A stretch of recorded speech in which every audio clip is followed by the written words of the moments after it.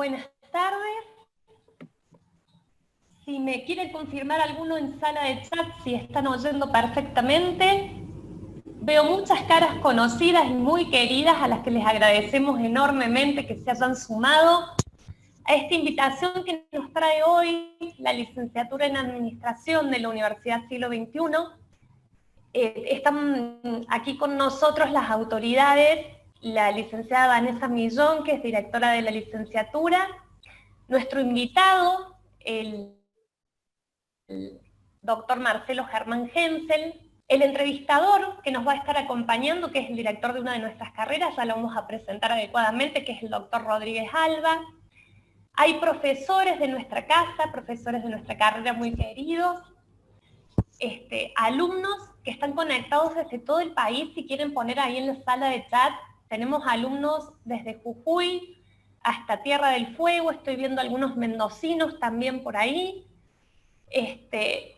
Bueno, realmente es un gusto. Este evento lo hemos organizado desde la materia práctica profesional de la licenciatura en Administración, especialmente pensado en todos los alumnos que están interesados en gestionar y organizar sus espacios de trabajo y de impacto con una mirada de trascendencia, con una mirada de solidaridad, de sustentabilidad.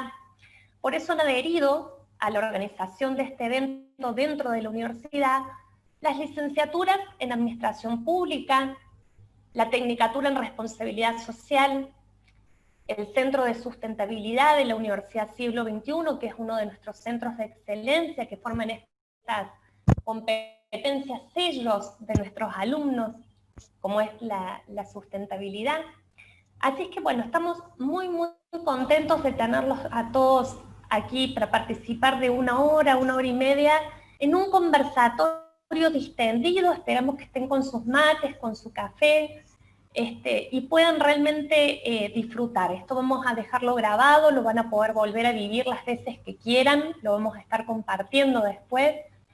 Bienvenidos desde Mendoza, desde Avellaneda, Villa Urquiza del Gran Buenos Aires, Villa Ballester, Salta presente, Rosario, La Pampa, Entre Ríos, Los Toldos. Es un encuentro federal. San Salvador de Jujuy, Montevideo, Uruguay. Tenemos personas desde Uruguay. Latinoamérica nos hermana esta tarde. Qué placer, qué alegría grande. Les quiero contar quiénes son los que van a generosamente compartirnos un poquito de sus experiencias y de sus miradas. El disertante de nuestro encuentro es el doctor Marcelo Germán Hensel. Él se encuentra en este momento, lo están viendo ahí en cámara, se encuentra en la provincia de Jujuy, en San Salvador de Jujuy, y tiene unos antecedentes académicos y profesionales tan extensos que yo me he permitido tomar algunas notas y hacer algún recorte importante también. Voy a leer los más destacados. El doctor Hensel es magíster en auditoría gubernamental y abogado. Ha realizado otros posgrados además, como el de gestión de políticas públicas en España y el de auditoría de control de gestión de programas federales. Además es miembro activo en organizaciones tales como el Instituto de Investigación para el Desarrollo Social de la provincia de Jujuy, la Asociación Argentina de Estudios de Administración Pública y el Grupo de Auditores Gubernamentales. Es profesor de Economía Social y de Prácticas Profesionalizantes, entre otras materias, cursos y conferencias de los que suele participar. Y tenemos también a nuestro querido doctor Jaime Rodríguez Alba, gran amigo de la casa, gran amigo, director en nuestra casa y amigo en lo personal también. Jaime es doctor en Filosofía por la UNED y magíster en Sociología por la USM. Cuando quieras, Jaime, tomar la palabra, podés indicar las siglas. Profesor e investigador en diversas ramas de ética aplicada en instituciones, tanto en Argentina como en México y en España. Es miembro activo y destacado de nuestra comunidad en Siglo XXI, siendo el director de la licenciatura y de la tecnicatura en Administración Pública. Les damos la bienvenida a los dos. Es para nosotros, les decía, realmente un momento ahora de disfrute, y la palabra es de ustedes. Como dinámica, bueno, ya el doctor Rodríguez Alba nos lo va a comentar mejor, pero va a ser como una suerte de conversatorio el que van a establecer, y si me quieren ir dejando algunas preguntas que les inquiete, grande doctor Hensel ponen. Está presente el Tribunal de Cuentas de Jujuy. Hay amigos presentes, doctor Hensel. También grande Jaime querido, también tenemos amigos de Jaime. Bueno, si quieren aprovechar la sala de chat, vamos a estar con la licenciada Vanessa Millón, que recién les contaba, es la directora de la licenciatura en Administración, que es la anfitriona de este encuentro, y vamos a estar recogiendo entre las dos las consultas que ustedes dejen en sala de chat mientras disfrutamos y los escuchamos a ellos conversar. Les damos la palabra, por favor. Bueno, muchas gracias, Valeria, por tus palabras. La UNES, para decirlo, pues como me invitaste a que lo dijera, es la Universidad Nacional de Educación a Distancia de España, y la UCM es la Universidad Complutense de Madrid, ¿sí? Bueno, un gusto estar acá con todos ustedes. Esperemos que salga una dinámica lo más enriquecedora posible, ¿no? Estos contextos, digamos que de virtualidad, para los que muchísimos de nosotros todavía estamos como aprendiendo, ¿sí? Porque seguramente por ahí hay gente que ya pertenece a la generación Z, ¿no? Que dicen, ¿verdad? Vanessa de eso sabe mucho. Pero yo no, yo soy de la generación de los picapiedra, poco menos, ¿sí? Empecé a escribir con máquina de escribir y era todo un logro aquello, ¿no? Pero, entonces ahora me encuentro acá hablando con gente de todo el país, de distintas profesiones, etcétera, lo que agradezco mucho, ¿no? ¿Qué dinámica es lo que hemos pensado dentro de las posibilidades que nos da? Y quiero pedir una disculpa previa, ¿sí? Porque son muchos y a veces a uno se le pasa poder dar voz a todo el mundo, ¿verdad? Pensamos que Marcelo, a quien he tenido el agrado enorme de conocer hace unos días, ¿verdad? Y hemos estado ya hablando al respecto, y gratamente para los dos, con muchos puntos de sinergia y de encuentro, ¿sí? Que creo que va a ser enriquecedor poder escucharlo, y desde las carreras nuestras, pues agradecemos mucho su disponibilidad y su participación, ¿sí? Habíamos pensado que él nos haga una pequeña disertación introductoria, el tiempo que él estime oportuno, ¿sí? Y a raíz de eso, pues yo le voy a ir haciendo unas preguntas a raíz de su propia intervención, aunque nosotros ya hemos hablado de algunos ejes, algunas cosas para poder traer y trabajar, ¿sí? Acá. Pero sería muy bueno que ustedes vayan dejando en el chat lo que estiman interesante comentar, desarrollar, etcétera, porque tanto yo como Valeria y Vanessa vamos a estar pendientes un poco de lo que ponéis ahí, y trataremos de sumar todas las cosas que estiméis oportuno preguntar, porque queremos que lo enriquecedor es que sea precisamente un encuentro también con vosotros, ¿no?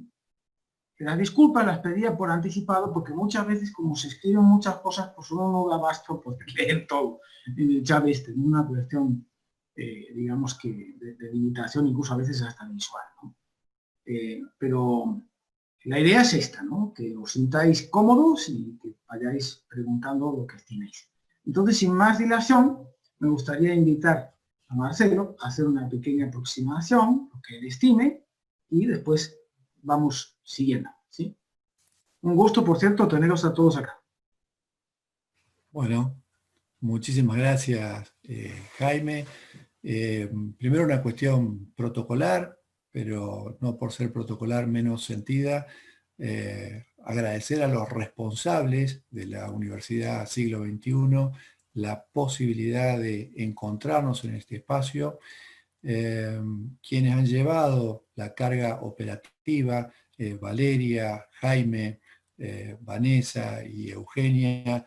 También mi agradecimiento, porque entre todos fuimos co-construyendo este espacio para ofrecer lo que al principio aparecía como una disertación, pero que lo hemos transformado en un conversatorio, como bien dijo Valeria, porque la idea es aproximar algunas reflexiones que permitan un mensaje para, en esta diversidad de personas que hoy con las que nos encontramos, en esta diversidad, ese mensaje pueda ser y tener los tres grandes componentes que yo estimo son necesarios para impactar, ¿no?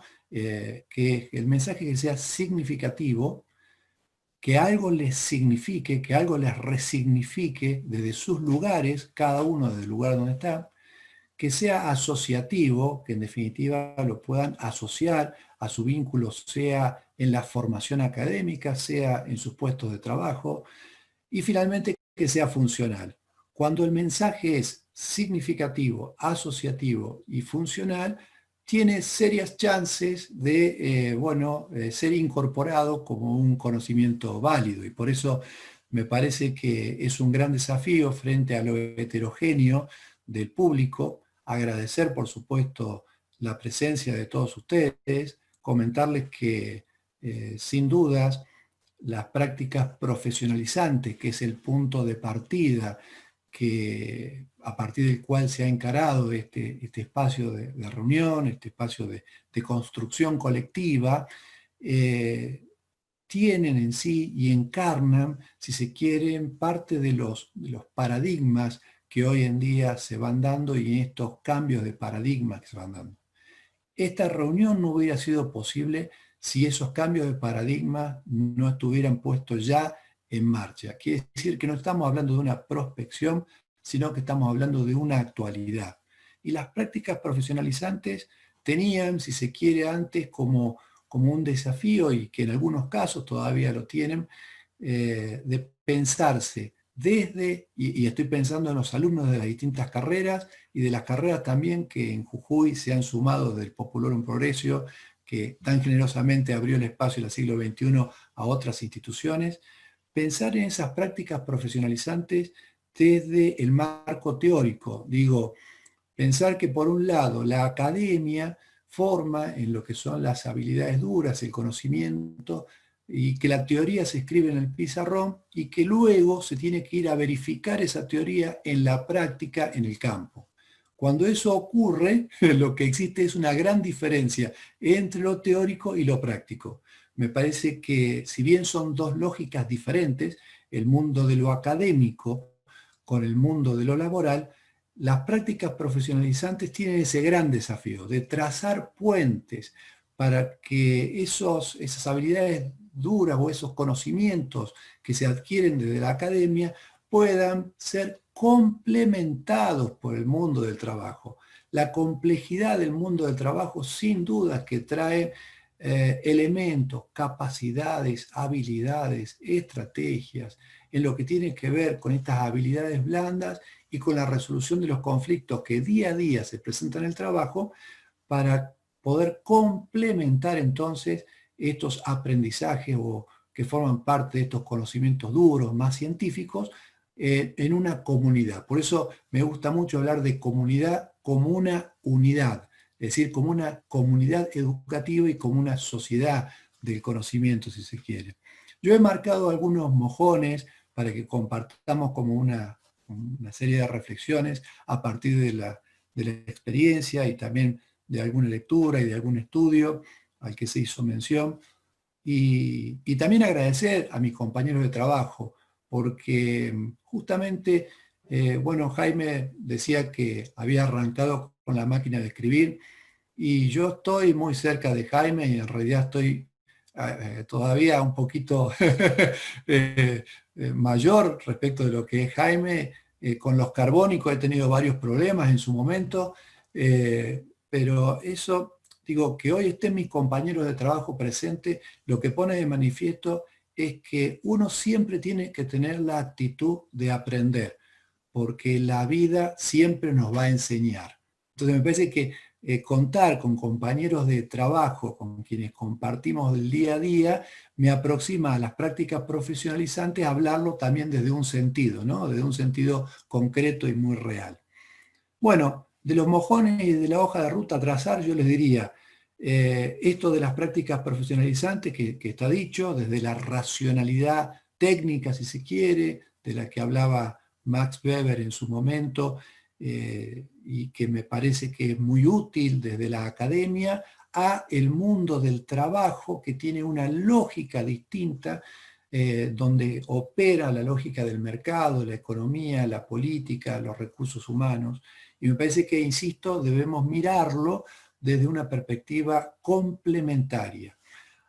Dicho esto, también vale la pena poner el acento en algunas notas de contexto.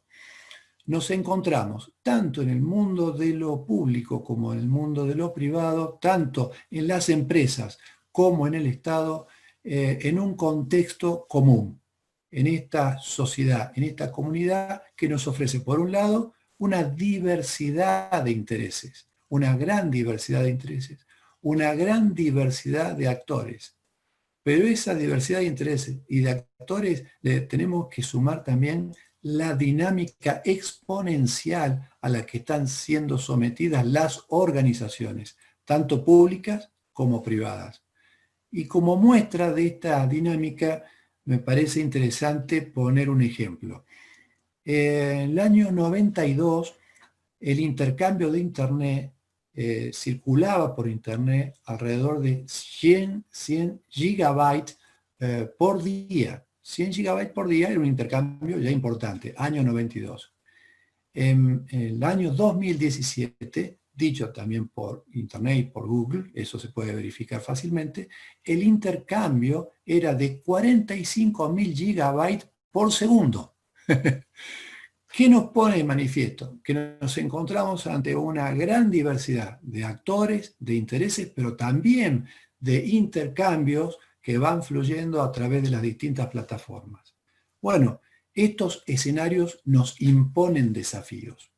Esos desafíos, atendiendo a que nos encontramos con personas que se están formando en el ámbito de lo público y las organizaciones públicas, personas que se están formando en el ámbito de las organizaciones privadas, hemos tratado de encontrar como un cauce común a partir de la gobernanza.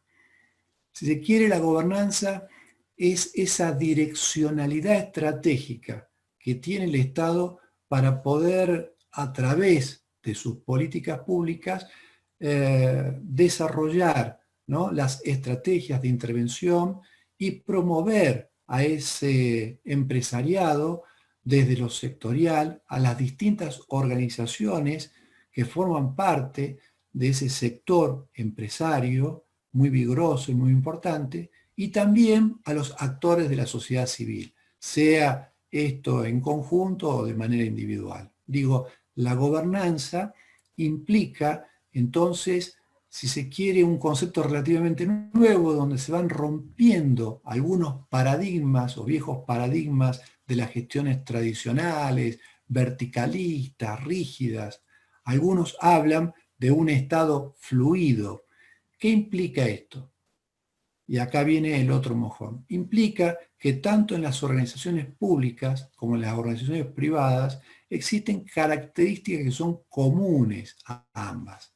Y esas características comunes me parece que no solamente que las hermanan, las complementan, sino que si las ponemos en acción, finalmente vamos a lograr que esa gobernanza sea participativa a través de la sociedad civil. Entonces, primero, tener muy claro que aquí no estamos hablando solamente del Estado, sino que estamos hablando del Estado a través de su direccionalidad estratégica, cómo suma a las empresas para el desarrollo económico y social de esas empresas y cómo se suma a la sociedad civil, sea de manera individual o corporativa, a través de sus asociaciones, fundaciones o del propio ciudadano.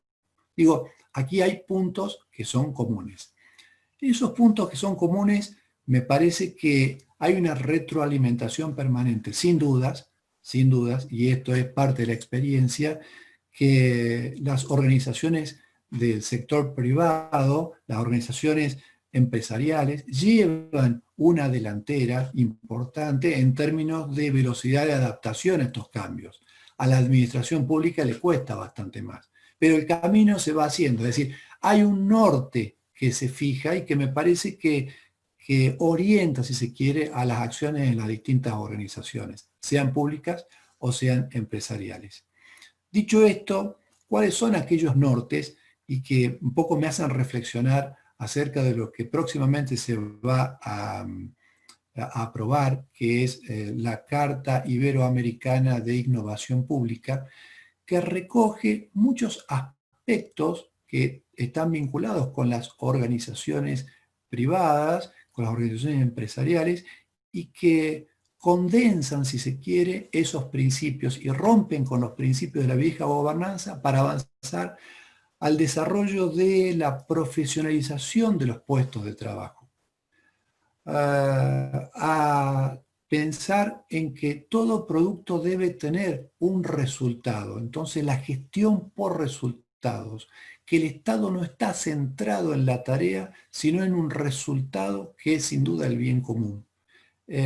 Pensar también, me parece, que la utilización de las nuevas tecnologías de manera intensiva no es una prospección, es una realidad.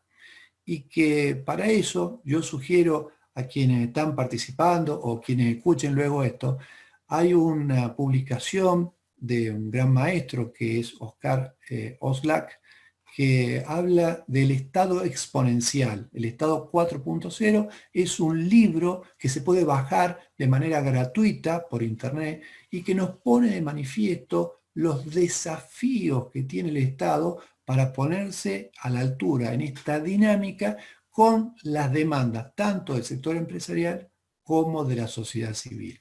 Ahora, ¿cómo hacemos para confluir que en esa direccionalidad exista, si se quiere, una mirada común? Bueno, creo que la participación es la herramienta maestra. Y allí me permito el último mojón, antes de pasar a darle la palabra a Jaime, que está vinculado con los entramados. Los entramados que son socioproductivos nos permiten poner de manifiesto que hay una trilogía de Estado con su responsabilidad, el sector empresarial con su responsabilidad y la sociedad civil con la suya, que se hace y se amalgama en la participación, en ese entramado que participa activamente y que lo puede hacer a veces casi como un compromiso. Cuando votamos, estamos ejerciendo, si se quiere, un control, ya que estamos hablando del Estado en tiempos de desconfianza. Bueno, el ciudadano participa a través del voto en el control, ¿no?, de esas plataformas electorales para saber si se cumplieron o no. Pero tal vez esto O'Donnell lo caracteriza como una democracia de baja intensidad, cuando luego el ciudadano se retira, solamente cumple con la obligación de votar, y pensemos que el promedio, por lo menos en la Argentina, pese a ser obligatorio el voto, es solamente el 70% de las personas que concurren. Dicho esto, impulsar una participación activa, más relevante, más profunda, implica lo que también decía O'Donnell, esto de la accountability societal, que es la responsabilización de la sociedad frente a los desafíos que tiene el Estado. ¿El Estado cumple o no cumple? Las organizaciones del sector privado cumplen o no cumplen con aquellos roles que no solamente están vinculados con un fin de lucro, sino que también hay una responsabilidad social que los enmarca. Porque digo, nadie puede pensar que en una sociedad se salva solo, sino que formamos parte, volvemos a este concepto de comunidad, como una unidad. Y en esto me permito poner dos ejemplos para finalizar este primer nivel de intervención. Un ejemplo que tiene que ver con cómo se rompen los viejos paradigmas de la gestión tradicional se da en mi trabajo. Mi trabajo es el Tribunal de Cuentas de la provincia de Jujuy, y allí en la vocalía letrada lo que se hace es analizar las responsabilidades de los funcionarios públicos que tienen a su cargo la administración de los fondos. Bueno, la responsabilidad de quien lleva adelante ese, digamos, ese espacio institucional genera una horizontalidad en el conocimiento, la posibilidad a que todos quienes formamos parte de ese espacio, de ese análisis de responsabilidad, nos podamos equivocar. podamos aprender de esos errores, que haya una flexibilidad que nos permita encontrarnos en un espacio en común de aprendizaje permanente y de esa manera poder pensar no en la calidad total, que es un concepto que por ahí a mí me hace un poquito de ruido en lo personal, sino en procesos de mejoras continuas. Insisto, se aprende, yo bueno, tengo un hijo que hizo un video hace poco que decía, ¿cuándo se deja de aprender? Y termina reflexionando nunca. Nunca se deja de aprender, porque siempre tenemos que tener esa actitud de aprendiz, porque la vida siempre nos enseña. Dicho esto, de mi espacio laboral, paso después a una experiencia que tuve hace poquito en un conversatorio con dos sindicatos. Tuve un conversatorio con el sindicato de UTGRA, que son los trabajadores del turismo, gastronómicos y hoteleros, y tuve otro conversatorio con el sindicato de UTEDIC, que son los trabajadores de las entidades deportivas y las asociaciones civiles. Y aquí, un poquito para reflexionar a aquellos que están desde la perspectiva empresarial, ¿no? Porque muchas veces el Estado es sin dudas difícil de mover en sus engranajes, pero ustedes saben que la experiencia que hemos recogido de esos conversatorios, y en particular de las demandas de las personas que luego recogimos, como bien decía Jaime, no se puede responder a todo en un espacio como este, pero uno va tomando lectura de lo que pasa en la realidad, es que los empleadores, los empresarios, no permitían que sus empleados se capacitaran. Dicho de otra manera, cuando hablamos de la profesionalización en la administración pública, cuando hablamos de la profesionalización en los puestos de trabajo, me parece que también tenemos que repensar que hay una sinergia que debe ser positiva, y poder pensar que esa participación, que esa capacitación no solamente es para el empleado público, sino que es para todos, porque todos estamos involucrados en esta dinámica social que, como bien decía Oscar Olac, es exponencial. Ya no se puede medir aritméticamente, sino geométricamente, es exponencial. Por eso, insisto, creo que la participación es una herramienta maestra. ¿Y por qué digo esto? Y con esto termino mi primera intervención. ¿Por qué digo esto? Que la participación es una herramienta maestra. Porque yo creo que en la medida en que la sociedad civil, el empresariado y el Estado, a través de la direccionalidad política, pueda habilitar esos canales de participación, nos podamos hacer cargo, nos podamos hacer responsables de esa accountability societal que tiene que ver con meternos en la cosa pública e ir más allá del voto, sin duda que vamos a poder achicar la brecha de esa desconfianza que hoy está planteado como una conferencia de la desconfianza entre el administrador y el administrador. Vamos a achicar esa brecha de confianza porque habremos participado nosotros también de una manera activa, y esa participación que en esta accountability societal se mide mucho en términos de medios de comunicación, de incidencia, de grupos de presión, sirve también para la toma de decisiones. Por eso, insisto, creo que aquí hay varios engranajes, somos múltiples actores, pero hay un interés que es común, que es el bienestar general. Y me parece que desde esa perspectiva todos nos encontramos en un escenario común, dinámico, multidimensional, multiactoral, pero que a la vez tiene un mismo propósito, que es el bien común. No sé si más o menos esta sería como una primera introducción que espero pueda ser útil.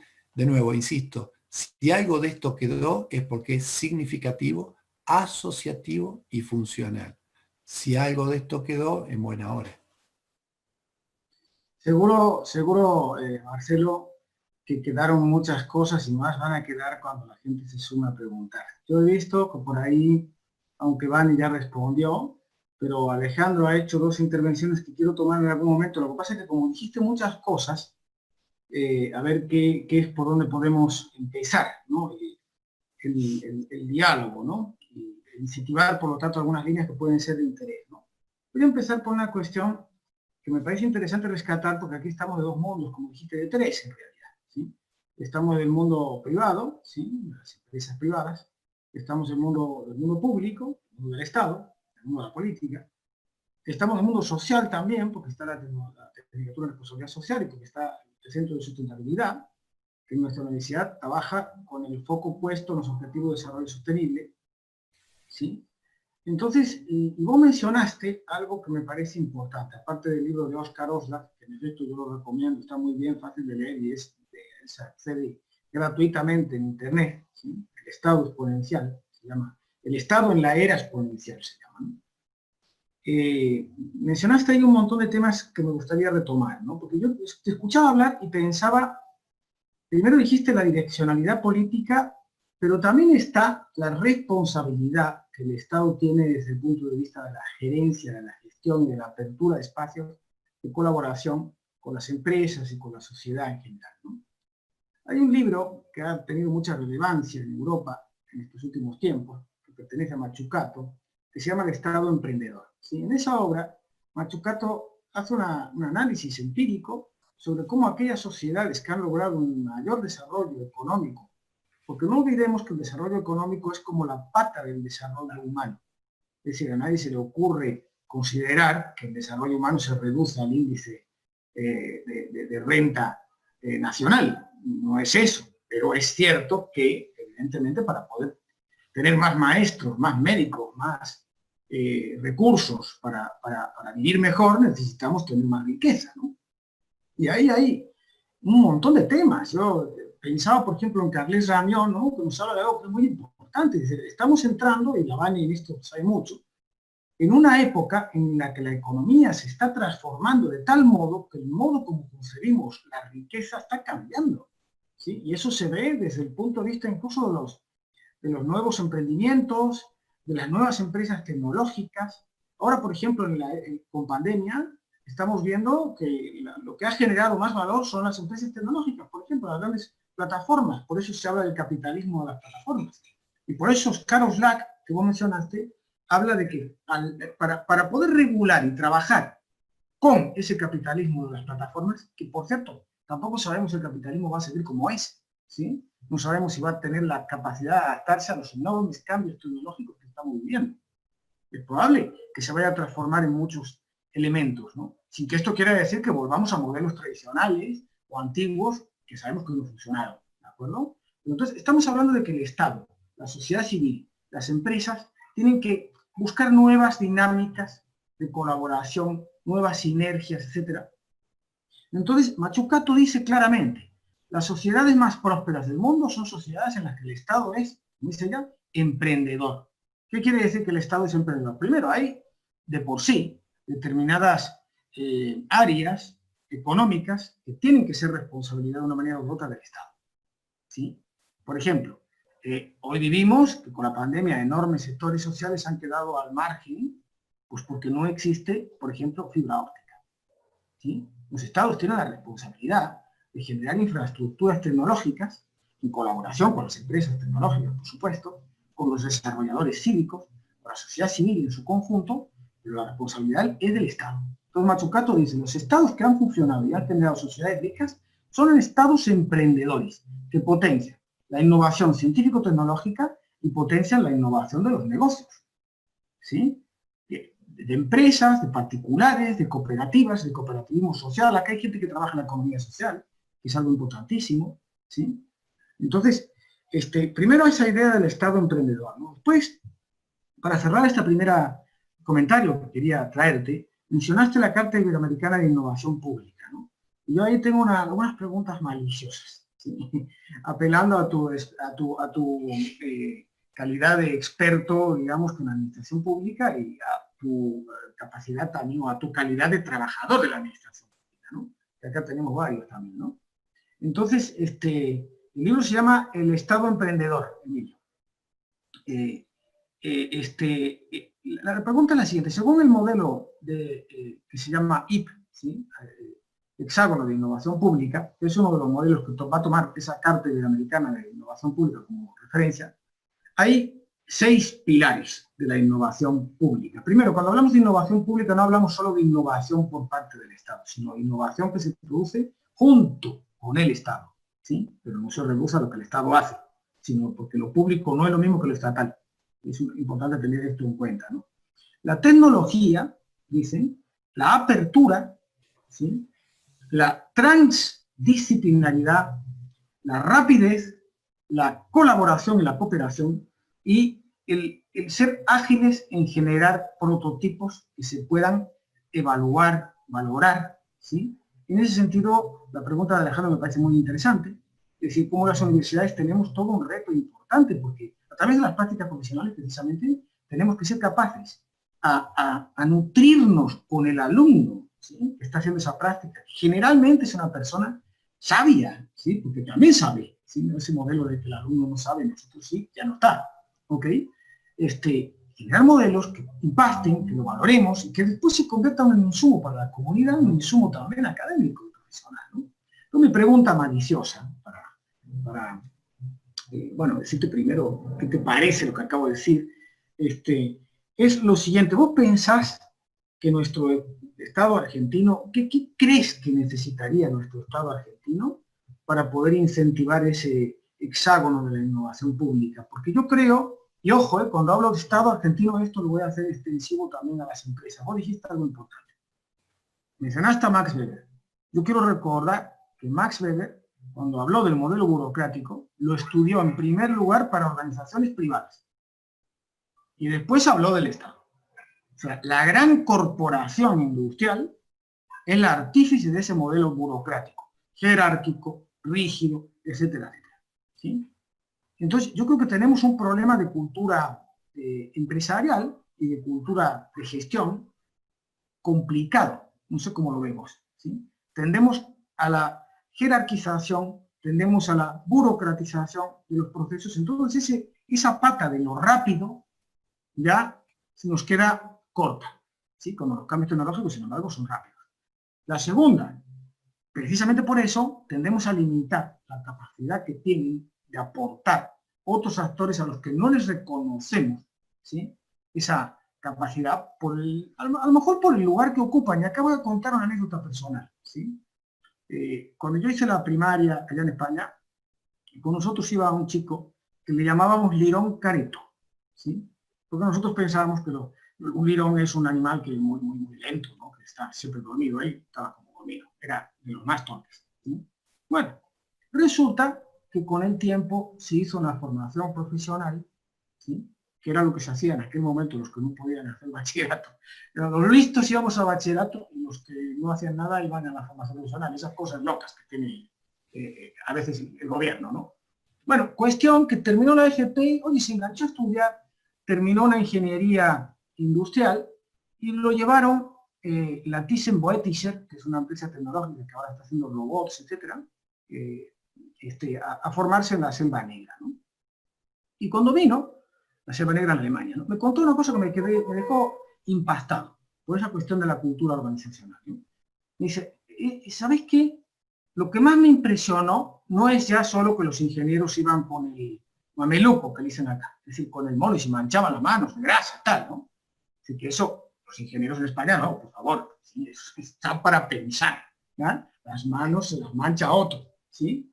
Lo que más me impresionó es que había ahí un tipo que era un hippie terrible, iba con unas melenas que le llegaban al piso, medio mugriento, ¿sí? Alguien que acá en España, vamos, no le haríamos ni caso. El tipo llegó y dice, yo tengo una innovación para el motor ese que estamos haciendo. Y el jefe del departamento dice, venga acá, a ver qué es eso. Le mostró todo lo que había hecho, bueno, le dio pelota, lo pusieron en prueba y resulta que parece ser que fue una gran innovación para los motores de la Mercedes-Benz. ¿Sí?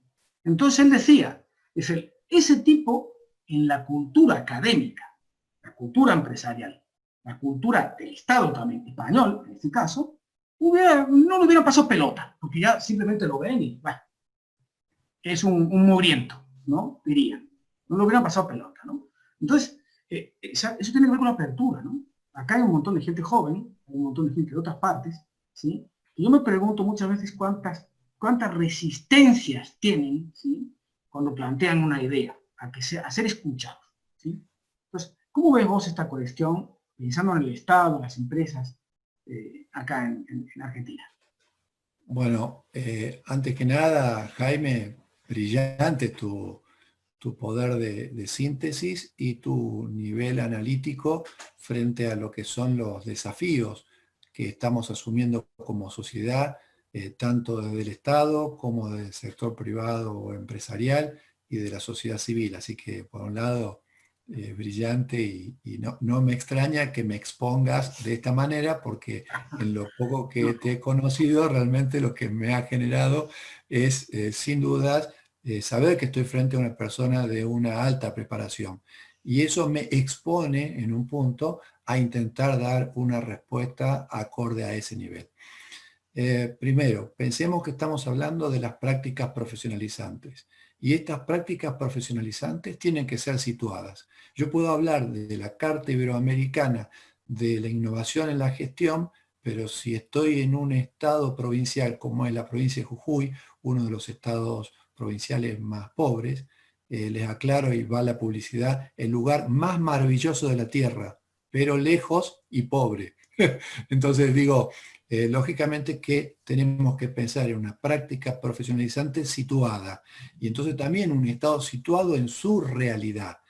Me parece que desde esa perspectiva a mí me ha tocado formar hace poco a quienes agradezco también porque he aprendido muchísimo, a mis compañeros maestrandos en auditoría gubernamental, en donde gracias a la apertura que ha tenido la Universidad Nacional de San Martín, se ha aglutinado a personas de todo el país.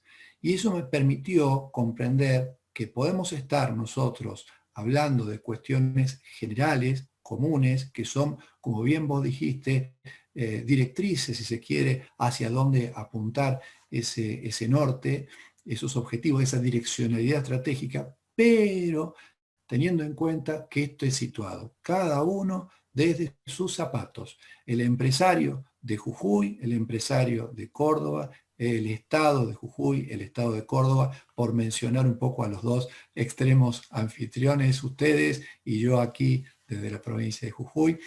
Digo, me parece que eso es un punto a tener en cuenta. Por un lado, ser y tener el análisis situado, lo que hace que la respuesta sea infinita, porque estamos, si yo mal no veo, ante 114 participantes, lo que implica 114 respuestas distintas. Y yo digo, piensen los 114 participantes en árboles. ¿Listo? ¿Pensaron en árboles? Bien, sepan que no existe un árbol igual a otro. Dicho esto, la heterogeneidad de la respuesta que vos me pedís es imposible de absorber en una y unívoca respuesta, sino que cada uno va a ver esa realidad situada y va a poder dar respuesta en función de ese proceso histórico, social, cultural, de dónde proviene. Entonces, por un lado, ese punto.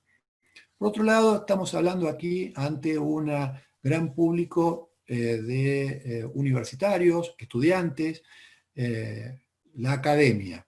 Y la academia me parece que tiene un mucho por hacer y por incorporar, no solamente desde esto que vos comentabas, de Max Weber y de ese análisis que él hace desde la organización privada y después de lo público, en esa racionalidad. Esa racionalidad tiene dos grandes componentes. Por un lado, la acción y por otro lado, la causalidad. Hay una acción que tiene que ver con un componente valorativo de lo que yo hago, cómo lo hago, y por otro lado la causalidad, que es el efecto que ocasiona lo que yo hago. Entonces me parece que hay que tener muy presente que allí hay todo un componente también a analizar desde la formación, desde la academia, de cómo la academia pueda estar dando respuesta a estos procesos de cambio. ¿Por qué? Porque el estado que tenemos es la sociedad que somos.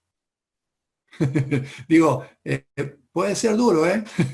No digo que esto sea afable para todos, pero es la sociedad que somos. Y desde esa perspectiva, me parece que la academia tiene un compromiso en la responsabilidad social de la formación ciudadana que permita tener una visión tan heterogénea como el público que hoy nos acompaña. Es decir, que en esta pluralidad de ideas se puedan obtener, si se quieren, respuestas individuales para una acción colectiva. Primero actuamos desde lo individual y después nos podemos pensar desde lo colectivo. Nunca nos vamos a poder pensar de manera aislada, porque, insisto, formamos parte de este colectivo que se llama Argentina. Pero también es cierto que cada uno con realidades muy distintas.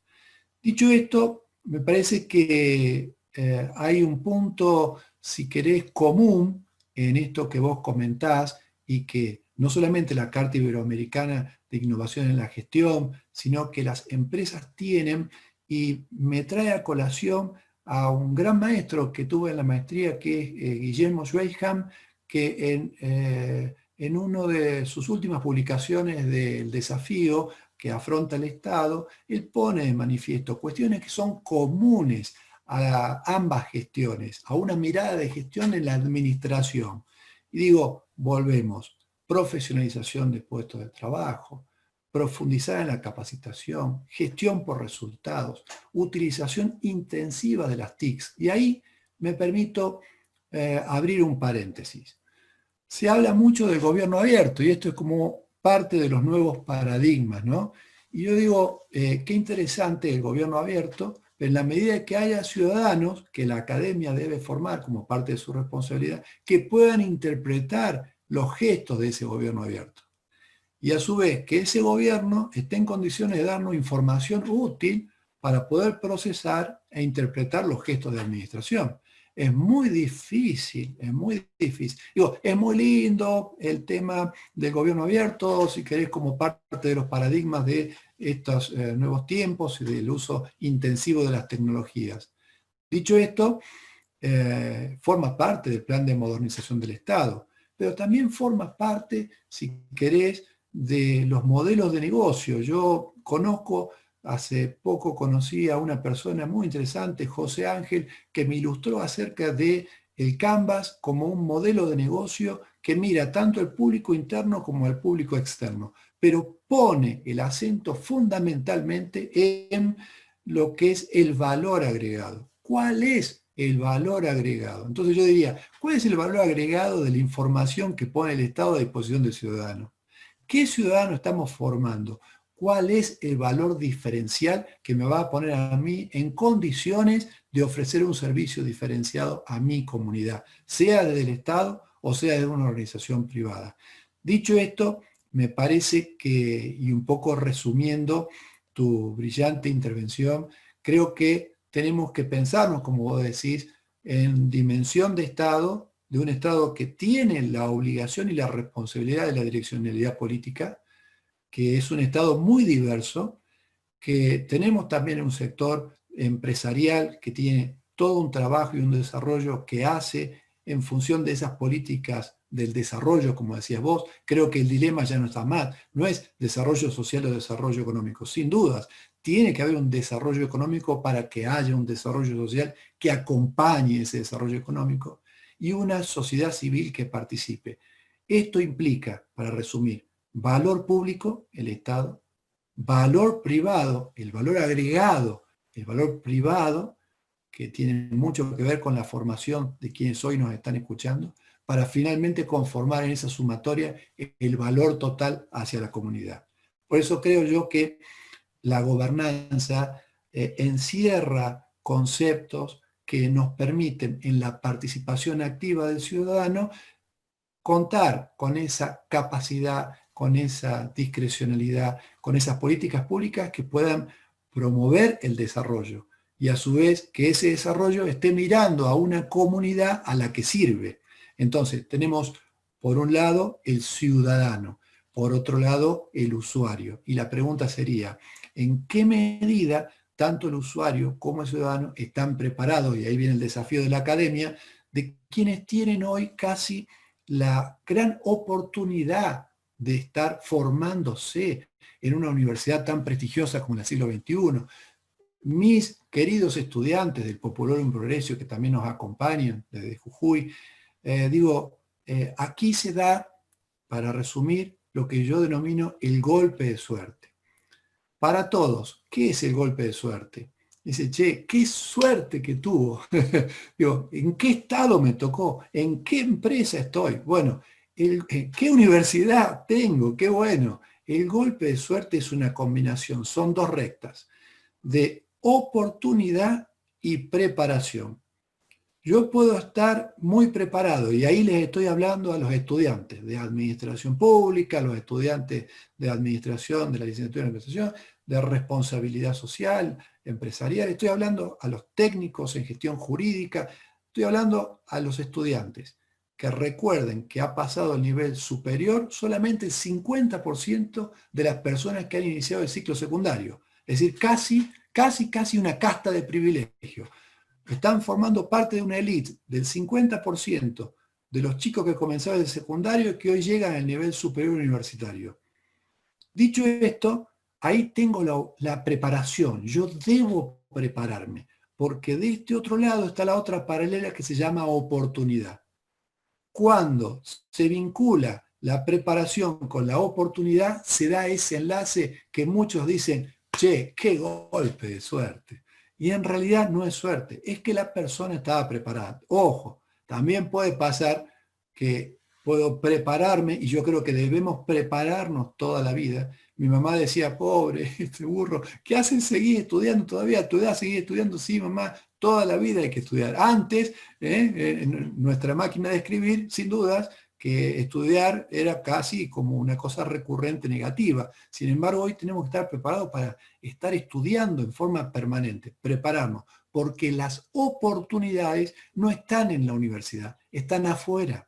Y ese afuera nos va a abrir las puertas, en algún momento nos va a abrir las puertas. Y tenemos que estar lo suficientemente preparados para asumir ese reto. Y ahí es donde yo digo, habilidades duras desde la ciencia, desde esa perspectiva que nos da Max Weber de esa racionalidad crítica que tiene que tener todo estudiante, por un lado, pero también poder condensar esas habilidades blandas, de poder resolver conflictos, de los desafíos que nos presenta el mundo del trabajo, del compañerismo, la construcción de empatía. Me parece que allí también hay un muy buen complemento para que cuando tengamos la oportunidad, tengamos ese golpe de suerte. Tal cual, Marcelo, ahora soy yo el que dice que brillantes somos, ¿sí? Vamos a mirarnos aquí uno a otro, ¿sí? Bueno, en eso quedamos, ¿te acordás? Era el momento en que... Quedamos en eso.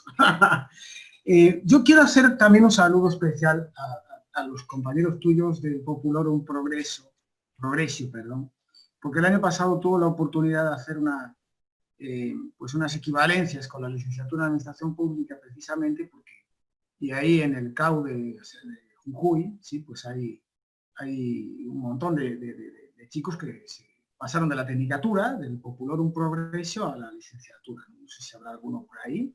Entonces, bueno, he tenido oportunidad de conocer el currículum, al menos de la tecnicatura en Administración Pública, no me acuerdo muy bien del título, y quiero saludarles, ¿no?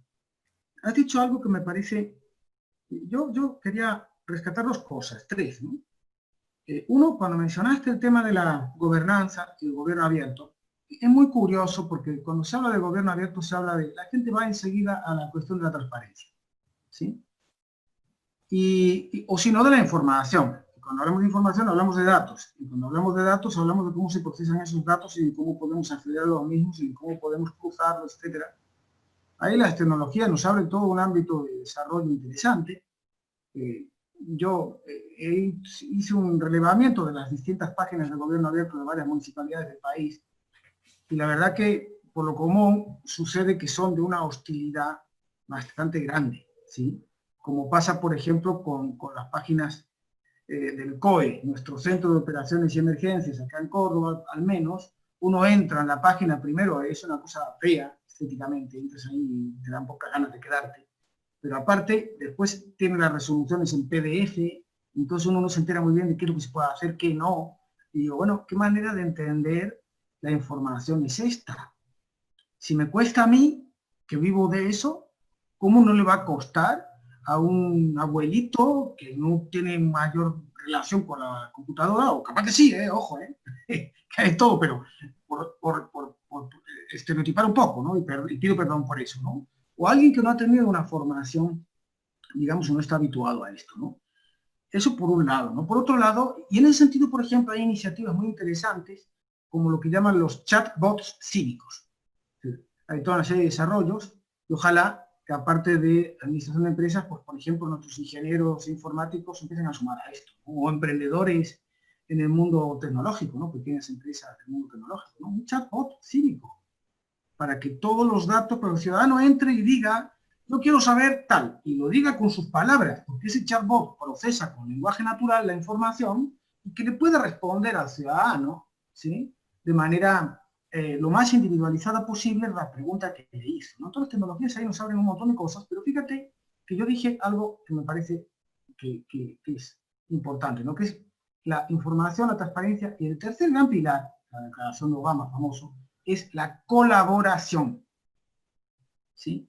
Que es donde yo creo que mayormente patina toda la que tiene que ver con gobierno abierto.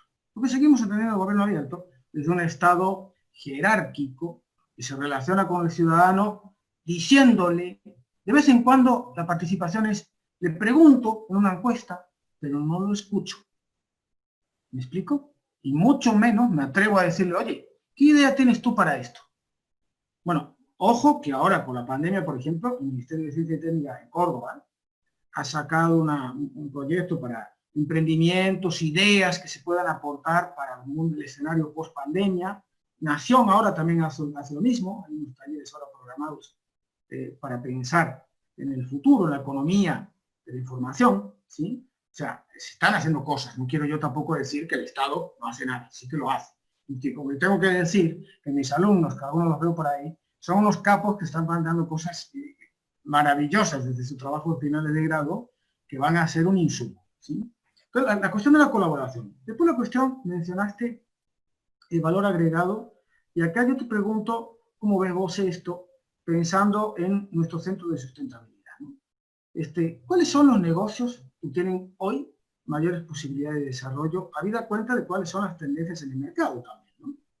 No nos olvidemos de que estamos ante nuevas generaciones de consumidores y sobre todo nuevas generaciones de personas que no están dispuestas a que les reduzcan a ser consumidores. La lógica tradicional de ser consumidor.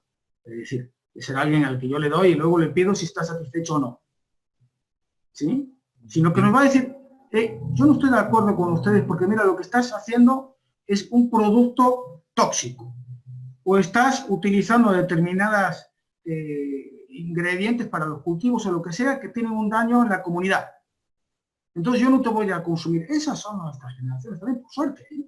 Estamos hablando, ¿no? Que es una generación más comprometida, con valores de respeto al medio ambiente, con valores cívicos, que también tiene sus dificultades, ¿no?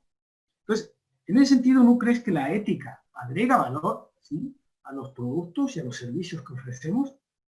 Y hablando de competencias, porque vos mencionaste la preparación más la oportunidad. Nosotros en el siglo XXI, y por eso respondo un poco a lo que decía Alejandro, estamos trabajando de manera intensa en un modelo de aprendizaje por competencias, lo que busca precisamente esto que estás diciendo, ¿no? Es decir, el desarrollo de esas habilidades puestas en ejercicio en una situación profesional, ¿ok?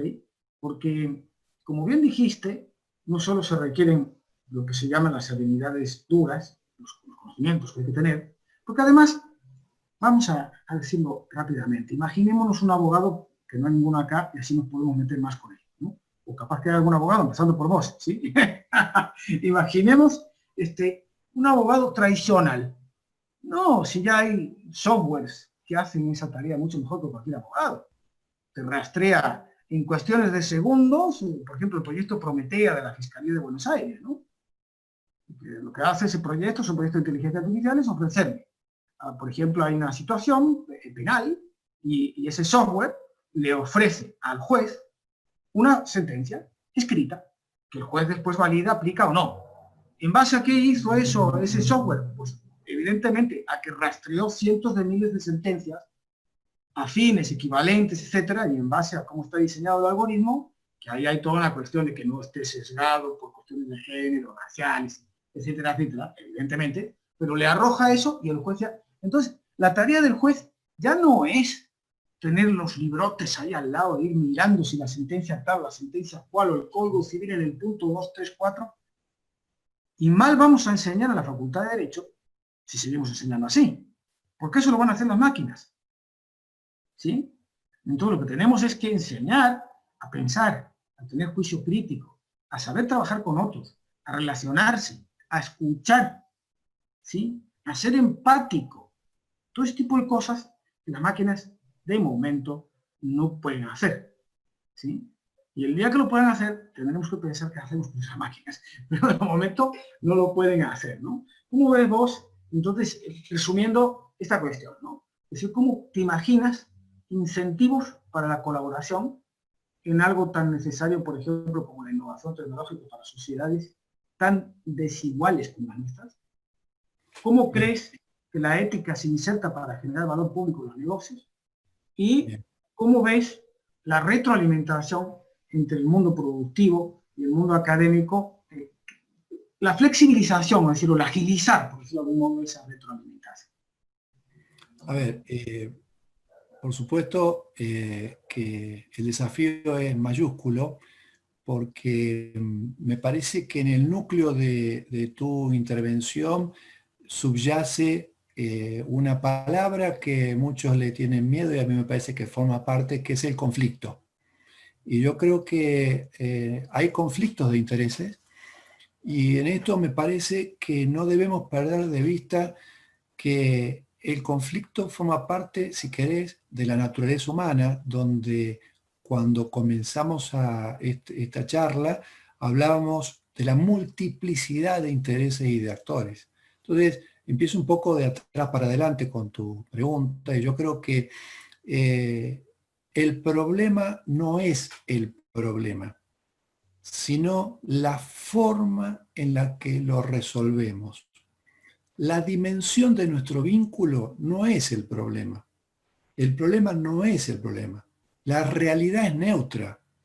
Lo que existen son maneras de abordar esa realidad desde distintas ópticas. Y si nos ponemos de acuerdo, sector público y privado, en ejes que son comunes hacia la comunidad, me da la impresión que podemos encontrar allí un camino común. Pero insisto, la realidad es neutra.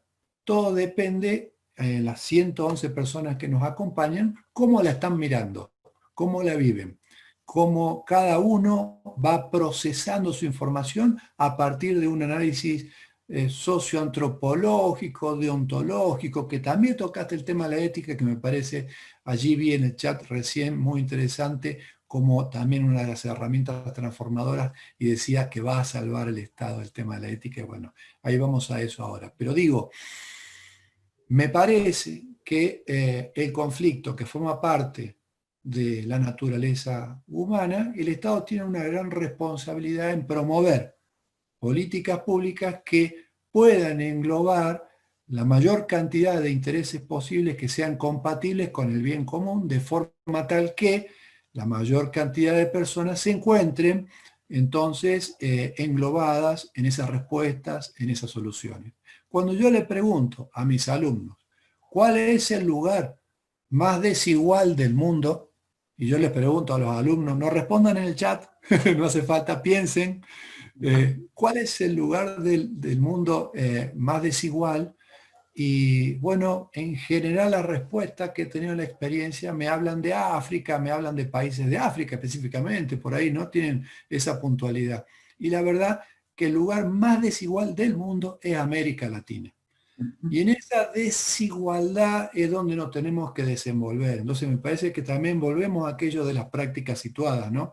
Yo estoy viendo que participa un gran maestro para mí como Guillermo Barta, que desde la ciudad de Mendoza ha llevado adelante con el ITU todo un proceso de transformación y que he aprendido muchísimo de él, porque sin duda son de las personas que van iluminando ese camino de las prácticas profesionalizantes hacia lo concreto, porque la tecnicatura es eso, ¿no? Es ir hacia lo concreto, y me parece que en ese punto podemos mediar, si a vos no te parece mal, Jaime, que los objetivos de desarrollo sostenible forman parte de una gran estrategia que puede ser sin dudas encarnada desde el sector público como una gran responsabilidad. De hecho, los 170 países que forman parte de Naciones Unidas así lo suscribieron desde el año 2015 al 2030.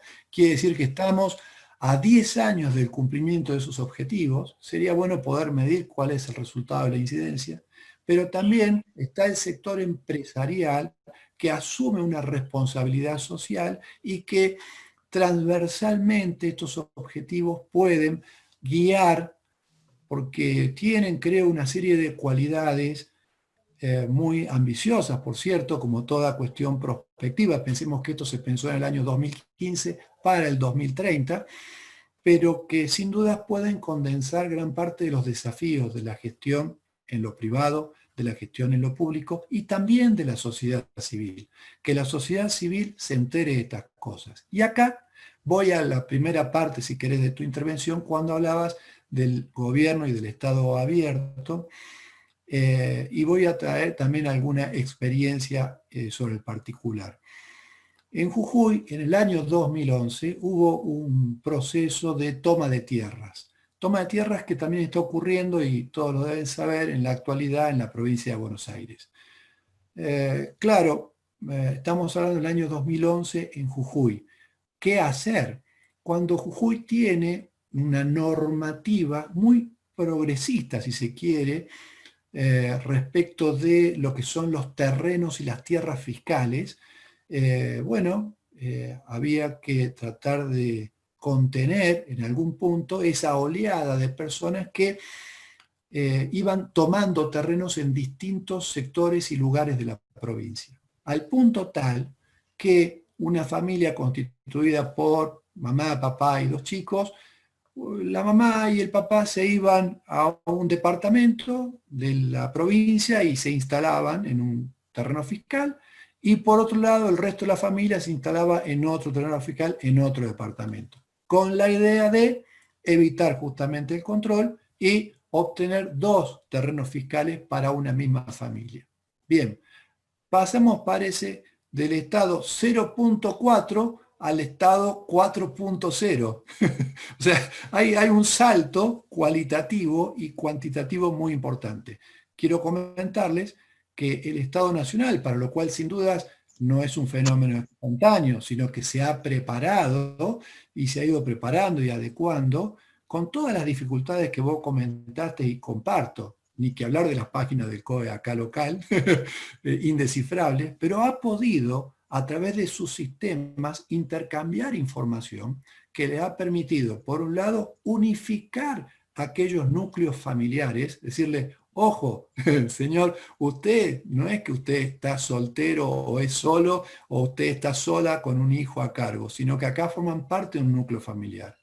Ha podido llegar a decir, ojo, ciudadano, usted que está pidiendo un lote tiene 7 inmuebles, pero no en Jujuy. Tiene 2 departamentos en Córdoba, 1 en Capital Federal, 2 terrenos en Resistencia. Señor, usted que está pidiendo un terreno fiscal, quiero que sepa que por su declaración jurada en niveles de ingreso, usted percibe más de una cantidad de cifra X, para el 2011 era importante, por lo tanto acceder a un terreno fiscal probablemente sea una necesidad, pero va a quedar al fondo. Primero los que no tienen absolutamente nada, y a través de ese intercambio de información se ha podido lograr depurar la información para que la persona pueda acceder a un programa, miren qué ambicioso, se llama Un lote para cada familia que lo necesite. Tremendo. Si hablamos de un progresismo en donde el Estado se hace cargo de una demanda, pensar que el programa se llama Un lote para cada familia que lo necesite, implica que tenemos un Estado que está preparado para que ese intercambio de información sea lo suficientemente útil para identificar y delimitar y priorizar y observar y despejar las dudas sobre las necesidades de las personas. Por eso digo, me parece que a veces pasamos del estado 0.4 en la valoración al estado 4.0, y probablemente este se llama Sistema de Identificación Nacional, Tributario y Social, es decir que transversalmente intercambia bases de datos fiscales y sociales de las personas, de los 45 millones de habitantes, y me parece que allí tenemos un potencial poco conocido, pero que existe, que sin duda está muy distante de las páginas del COE a las que voy a hacer referencia y que comparto, pero que, bueno, por ahí lo que está haciendo falta, un llamadito de atención, es a un nivel de comunicación, de que se conozca. En política, tanto en política empresarial como en política estatal, lo que no se conoce no existe. Digo, esto también vale como una reflexión. Por supuesto, la ética. La ética mirada de la perspectiva individual como comportamiento, o si querés, moral desde una perspectiva más social de la conducta, esa ética es replicable tanto para las organizaciones públicas como para las organizaciones privadas. Y sin dudas es otro de los ejes transversales, la integridad que hoy se certifica. Digo, certificar integridad en una empresa implica un diferencial de calidad. Y en eso la ventaja competitiva y comparativa para poder acceder a lo que vos decías, que, bueno, ¿cómo mejoramos nuestro negocio? A mí me parece que podemos mejorar nuestro negocio en la medida que sumemos estas herramientas transversales, objetivos de desarrollo sostenible, integridad en la gestión de los negocios. Y me da la impresión que son como cocardas que se van sumando a las empresas, no solo en la mirada hacia adentro, sino a favor del usuario. Un estilo gerencial adaptativo, esto que decías vos de las habilidades blandas. No todos, insisto, cuando yo les decía piensen en árbol o en árboles, no van a encontrar un árbol igual a otro. Entonces tenemos que tener la capacidad, esta empatía de la que vos hablabas, para ir a un estilo gerencial adaptativo en la gestión pública y en la gestión privada, que nos permita reconocer e identificar la necesidad, pero también evaluar los resultados. Si hay algo que no se hace es justamente ese feedback con el ciudadano. Y una de las cosas que yo también pido disculpas porque lo tenía como un compromiso individual y ahora lo hago colectivo en el déficit, es cuántos webinars tienen una evaluación del conocimiento aportado. ¿Qué tan significativo resultó este espacio para las 110 personas que nos acompañaron? ¿Cómo podemos nosotros medir? Y en eso soy un convencido de que todo lo que se puede medir se puede evaluar. Todo lo que se puede evaluar se puede dirigir y si yo lo puedo dirigir, lo puedo mejorar. Y a mí me parece que un gran desafío que a mí me quedó pendiente es ofrecerle a Valeria, a vos Jaime, a Vanessa y a Eugenia una herramienta sencilla, una encuesta, pero que nos permita tener ese feedback más allá de la gran participación que hemos tenido en el chat, un feedback que recupere un resultado y poder trazar una línea entre lo deseable y lo posible. Y me parece que allí podemos volver a hablar en esta sinergia de mejora continua para favorecer a las empresas y a los negocios, pero también favorecer a la gestión pública, siempre pensando en el bien común y en el ciudadano, ¿no? Marcelo, nos parece excelente esta iniciativa y la tomamos, la vamos a trabajar con posterioridad a este encuentro, ¿no es cierto, Vanessa? No, fue una omisión mía, fue una omisión mía, yo me hago responsable, lo hago colectivo. Pero la vamos a construir juntos. Jaime nos tiene una sorpresa, Marcelo, de último momento. Marcelo, ten cuidado porque acá nosotros cualquier cosa que se dice se convierte en trabajo. Así que... sí. Yo quería hacer una invitación a Guillermo a que hable, pero previamente, Guillermo, te veo ahí, un gustazo conocerte, ¿sí? Quería, porque hay algunas personas que van interviniendo, entonces para no dejarlo estar muy lejos, ¿no? En efecto, como dice Lorena, dentro de la cuestión ética está la cuestión de la paridad de género, y todos sabemos que hay un techo de cristal en empresas y en organizaciones públicas, etcétera. Es un tema fundamental, por supuesto, ¿no? Rubén nos trae a pregunta cuáles son las raíces de la desigualdad en América Latina. Son muchas, por desgracia. Es cierto que América Latina es el continente más inequitativo del mundo. Nosotros tendemos a pensar que África, ¿sí? Tenemos ese sesgo, pero la realidad de los números que se miden por el famoso Gini, índice de Gini, nos dice que los países latinoamericanos son muy desiguales porque hay mucha riqueza en Latinoamérica también. La desigualdad tiene que ver con la diferencia, ¿no?, entre esa riqueza que existe y la distribución totalmente inequitativa e ineficaz desde el punto de vista de la capacidad de crear valor público, que es esa desigualdad, ¿no? La desigualdad, además, encima, está directamente correlacionada con la corrupción, está directamente correlacionada, por ejemplo, que esto poca gente, hay un estudio muy interesante en la Universidad de Göteborg sobre correlatos de la corrupción, y la desigualdad que correlaciona con la corrupción, correlaciona también con la contaminación ambiental, correlaciona también con la discriminación por género, correlaciona también con la mayor mortandad al nacer.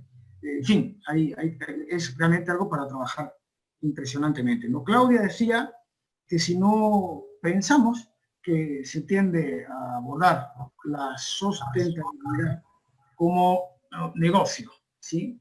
Y yo creo que hay muchas empresas, pero aquí los que trabajamos un poco ética empresarial siempre decimos algo, ¿no? Es el más vale ser honesto que mentir para querer ganar, porque además encima si hay algo que nuestros ciudadanos y nuestros jóvenes y nuestras sociedades hoy por hoy son capaces, es a pillar al embustero. Entonces más vale, ¿sí?, que no andemos mintiendo porque va a ser peor. Es cierto que hay que hacer mucho, ¿sí? Y por eso ustedes, que van a ser futuros profesionales cuando no lo son ya, tienen que pensar, ¿no?, que ¿para qué queremos ser buenos médicos si vamos a ser después el doctor Mengele, por ejemplo? ¿Sí? ¿O para qué queremos ser buenos ingenieros nucleares si nos vamos a dedicar a hacer, o ingenieros informáticos, si nos vamos a dedicar, por ejemplo, a hacer máquinas que destruyan a la humanidad? ¿Sí? También está en esa cuestión de la responsabilidad, la implicación que tenemos para con nuestra profesión y para con nuestro futuro, ¿verdad? Bueno, y volviendo al tema, un gusto conocerte, Guillermo. A mí me gustaría que te presentes un poco, ya que Marcelo te trajo a colación, y que nos digas un poco, pues, algo de tu experiencia, algo que están haciendo por ahí en Mendoza, ¿sí? Bueno, muchas gracias. Muchas gracias, Jaime. Espera que corte.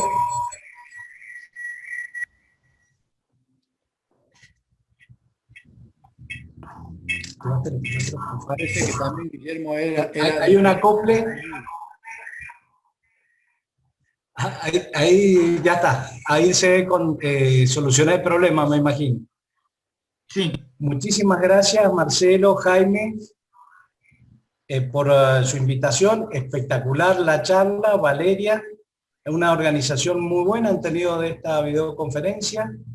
Enriquece muchísimo y como bien planteaban ustedes dos, las respuestas son en función de cada uno de los participantes en esta videoconferencia.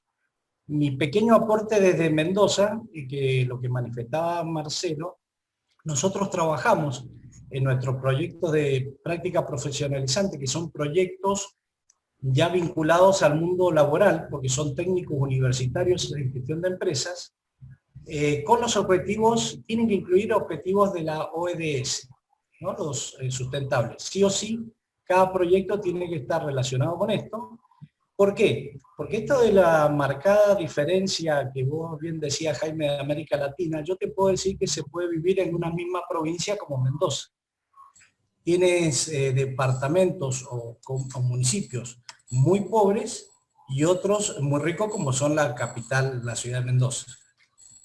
Entonces creo que el enfoque está de acuerdo a las circunstancias, que bien explicaba Marcelo también, ¿no? El enfoque hay que darlo de acuerdo a las capacidades instaladas y nosotros preparamos a los jóvenes desde la academia para el sector productivo.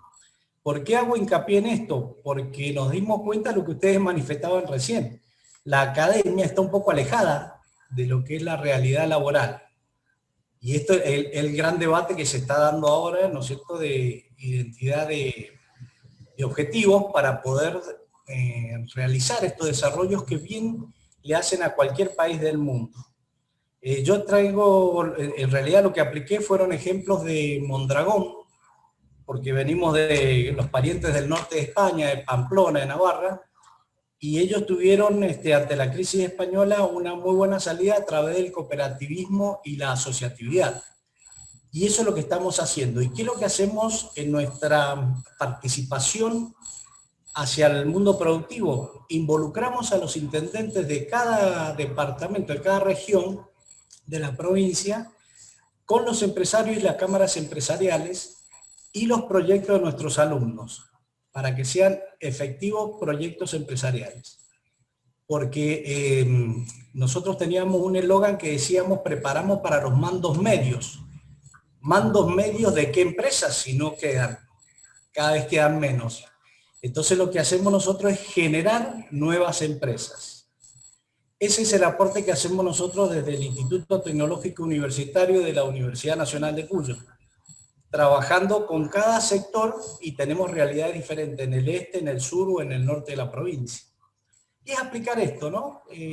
Tal cual lo han descrito magníficamente Marcelo y vos, toda la problemática que existe del Estado. Nosotros en nuestra actividad los involucramos de tal manera que hasta redactamos las ordenanzas en conjunto. Damos charlas y nuestros alumnos exponen en los consejos deliberantes para que se tome nota y se apoye desde el gobierno municipal la acción a desarrollar en el futuro, porque es para el bien de la comunidad.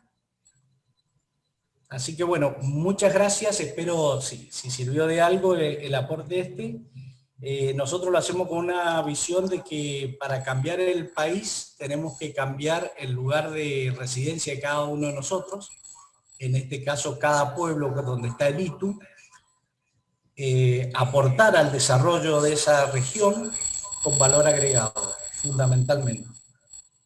Hicimos proyectos para soberanía alimentaria, para el desarrollo de sustitución de importaciones en la parte metalmecánica, con lo cual yo creo que las capacidades en Argentina están intactas. Lo que hay el gran debate que tenemos en nuestra universidad es bajar la academia al campo laboral, como el caso de la Universidad de Navarra, como el caso de Bolonia.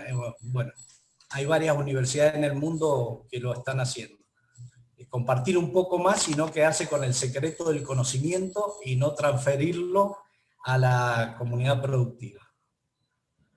Muchísimas gracias por su participación, espero no haberlos cansado con esta charlita breve. Por favor, Guillermo, te agradecemos desde el asilo, pero déjeme que le agradezca desde la casa, ¿sí? Tu participación y tu intervención, porque además has presentado cosas muy interesantes, ¿no? También nosotros desde el asilo tratamos de trabajar, o de hecho trabajamos un poco con esa articulación entre sectores, porque es la clave, ¿no? Y vos dijiste algo que me parece importante rescatar, ¿no? Que es que para cambiar el Estado hay que cambiar primero desde los entornos locales, que es donde estamos, ¿no? Desde la comunidad, ¿no? Y yo te diría que eso exige además cambiarnos nosotros mismos, ¿no? Porque la cantidad de prejuicios que muchas veces tenemos respecto a los propios actores bloquea el hecho de que pueda haber una sinergia entre las ideas que van emergiendo, ¿no? Qué lindo eso de que los alumnos de ustedes vayan a los consejos deliberantes, ¿sí? Eso me parece muy enriquecedor, ¿sí? Marcelo, ¿querías comentar? Sí, bueno, disculpa que te pisé en la intervención recién. Me ha ganado el entusiasmo de escucharlo a Guillermo. Lo que lo hemos escuchado y lo que hemos apreciado en este poquito ratito de él, sin dudas, nos pone de manifiesto que estamos frente a una persona de acción concreta y de una persona que ha obtenido resultados concretos. Y entonces hay una base empírica que yo respeto muchísimo. Y eso para mí es, por eso destaco la participación de Guillermo, además de agradecerle, pensar que en dos cuestiones, un poco para ir cerrando, seguramente en función de los horarios que estaban pautados Valeria, y sostener el público, que realmente la cantidad de alumnos que se han sumado, yo agradezco muchísimo, pero hay dos criterios y hay dos cuestiones, además de reconocer en Guillermo un gran maestro de la práctica a partir de la experiencia y de los resultados. Uno, me quedó con, a ver, los jujeños tenemos dos tiempos, uno para pensar y otro para seguir pensando. Y entonces yo me quedo pensando, digo, en esto que vos planteabas, Jaime, respecto de cómo lograr que los negocios, ¿no? Y la ética y los negocios. Y yo siempre hago una pregunta que quiero que ustedes se respondan. No en el chat, por favor, no en el chat. Respóndanse ustedes, hacia adentro. Ser éticos ¿Es rentable? Y me parece que es también otro eje a desarrollar, a trabajar en la academia para comprender que la ética aplicada, la ética hacia el interior de las personas con los valores que luego se traslada a lo institucional desde la exterioridad de la que nos habla, me parece que es importante, porque cuando uno ingresa a una institución, los japoneses le llaman yafu, al yafu institucional. Uno ingresa a una institución y se advierte nítidamente si esa institución, qué valores, qué principios, cómo se maneja. Desde la mesa de entrada en adelante, desde cómo uno lo recibe en adelante. Yo creo que el tema de la ética aplicada a aquellos valores tanto individuales como de las instituciones públicas y privadas es otro de los grandes ejes que vos planteaste, Jaime, y que parece que me pasaron como medio rápido y yo quiero volver a poner el acento allí porque la integridad de las personas y de las instituciones es hoy una marca diferencial en la gestión, tanto pública como privada. Agradecerles este espacio, porque la verdad que para mí es un infinito honor poder participar, establecer este contacto y este vínculo, verlos y escucharlos. Ha sido un gran aprendizaje para mí. Y dejarles la última y monacal apostilla. Este instituto, que decía yo, de investigación para el desarrollo social de la provincia, tiene las puertas abiertas para que los estudiantes de la Universidad Siglo XXI piensen, repiensen, reflexionen acerca de cuáles son las líneas en términos de sustentabilidad, como bien lo comentaba Guillermo, que hoy tienen que formar parte transversalmente de las acciones a desarrollar en nuestra comunidad, poniendo a disposición entonces este Instituto de Desarrollo Social para la provincia de Jujuy. Esto implica las universidades públicas, las universidades privadas, que están a disposición, esta academia que quiere sumar una academia más tan prestigiosa como la siglo XXI para poder completar el mapa de actores que sin duda va a fortalecer, va a enriquecer y va a diversificar la mirada. Por eso, como dijo Joaquín B. González, allá por el 1800, fines del 1800, cuando exista un tren tan rápido como el que va de París a Berlín, conoceremos el lugar más maravilloso de la Tierra, pero lejos. Y pobre, le sumaré yo.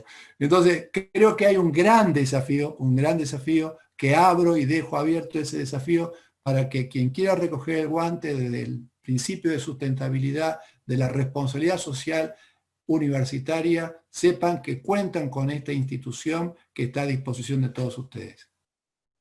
Sí, muchísimas gracias Marcelo, a vos por acompañarnos. Quiero hacer yo también una invitación, ¿sí? Y rescatar lo que nos han estado diciendo en el foro, que me parece muy interesante, ¿no? En efecto, Susana nos trajo, ¿no?, que evaluar es una manera de mejorar la calidad. Es cierto. De hecho, el objetivo de cualquier evaluación tiene que ser ese, ¿sí? No la podemos comprender como un sistema de discriminación y cosas por el estilo, ¿no? Jonathan nos hablaba de la importancia que tiene la participación. La participación es central, porque de hecho es casi de sentido común que pensamos entre todos, ¿sí? Yo he dirigido equipos de investigación y los que mejor han funcionado son aquellos en los que había personas muy distintas por su formación, por su idiosincrasia, por el lugar en el que son, etc. Porque emergen ideas que pueden ser a veces, y algunas las he llevado al CLAS, al Consejo Latinoamericano de Administración para el Desarrollo, y hubo gente que me dijo, pero ¿cómo se te ocurrieron estas cosas? Y no, a mí se me ocurrieron. Se nos ocurrieron a todos una suerte de mente colectiva que teníamos ahí funcionando. ¿Sí? Yo lanzaba esta idea, el otro decía otra cosa, y entre todos nos íbamos haciendo eso, cadáver exquisito, por decirlo así, ¿no? Emilio dice la dificultad, sí, a mí me gusta pensar que las dificultades, yo voy a decir una cosa aquí que es medio personal, ¿no? Pero como soy español, aunque se note por ahí un poco, ¿sí? Estoy acostumbrado a que, qué sé yo, la cantidad de veces que me encuentro con gente nueva y me dice, ¿y qué haces acá? Yo ya respondo, ¿queréis que me vaya? sí, porque yo elijo estar acá, ¿no? Entonces, uno piensa y dice, bueno, cada lugar tiene su idiosincrasia. Probablemente yo soy de Jujuy, Marcelo, porque si ahí piensan primero, luego siguen pensando, yo tengo esa dificultad, ¿sí? Pero una de las cosas, ¿no?, que creo que más nos tiene que movilizar desde el sector público, desde el sector privado, desde el sector social, son precisamente los retos que nos plantean, ¿no? Y la Argentina tiene muchas virtudes. Y el argentino tiene muchas virtudes que muchas veces no se da cuenta de ellas.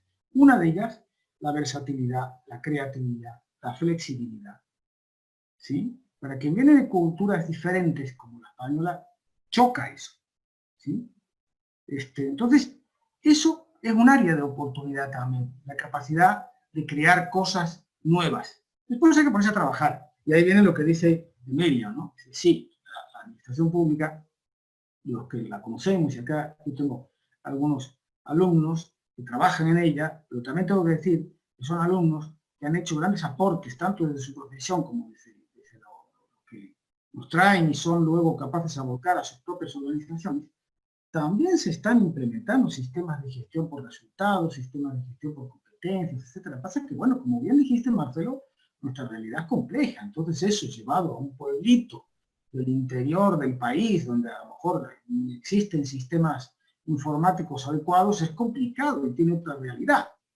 No es lo mismo que Córdoba, Buenos Aires, etc., ¿no? Pero todos tenemos de algún modo, y quiero terminar, vos dijiste con algo monacal, lo voy a hacer todavía más monacal, ¿sí? Nos pongamos a trabajar, ¿sí? Hay que mirar a ver si tenemos convenios y que podemos llegar a pensar. Y cerrar con algo que una filósofa estadounidense que se llama Iris Marion Jung dice: todo el mundo aporta porque todo el mundo tiene alguna narración que contar acerca de lo que desearía que fuera el mundo en el que vive. Cada uno lo hace con las herramientas que tiene. Hay gente que argumenta mejor, que argumenta peor, que tiene más creatividad, etc. Pero lo que tenemos que tener en común es lo que llamaba ella la responsabilidad para con las injusticias estructurales. Es la responsabilidad para un mundo mejor que el que tenemos, ¿sí? Entonces, ojalá que entre todos podamos hacer algo de eso, ¿no? Y yo me apunto, ¿sí? Porque aunque no sea argentino, ya lo soy, ¿sí? Y además porque somos ciudadanos del mundo, que nosotros en asilo nos sentimos así, ¿ok? Muchísimas gracias a todos. No sé si quieres decir algo, Valeria. Sí. Bueno, la verdad es que hemos estado 1 hora 40 y nadie se ha movido de esta conferencia porque nos ha resultado de un nivel tan exquisito. Realmente nos hemos deleitado escuchándolos, un diálogo de un nivel muy, muy alto, que nos ha enriquecido y creo que nos vamos todos. Yo hice como 3 ejercicios a lo largo del conversatorio, de ir tomando y capturando frases y cosas para el cierre. Digo, y ahora en el cierre vamos a lucirnos con la conclusión.